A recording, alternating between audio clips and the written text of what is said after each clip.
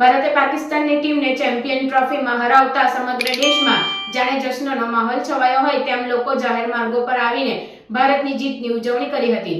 ભરૂચ શહેરના પાંચબત્તી ખાતે પણ મોટી સંખ્યામાં શહેરીજનોએ ઉમટી પડી ઢોલ અને નગારા સાથે જીતની ઉજવણી કરી હતી।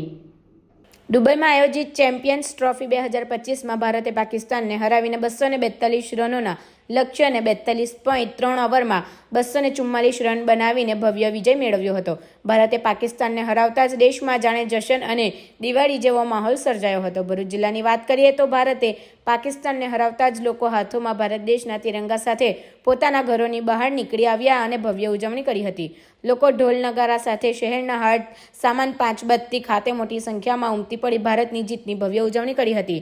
ક્રિકેટ ચાહકો દ્વારા તહેવારની જેમ ઉજવણી કરવામાં આવી હતી, જેમાં લોકો ખુશીમાં નાચતા કૂદતા ફટાકડા ફોડતા નજરે પડ્યા હતા, જેના કારણે પાંચબત્તી પર મોટી સંખ્યામાં ટ્રાફિક જામ સર્જાયો હતો।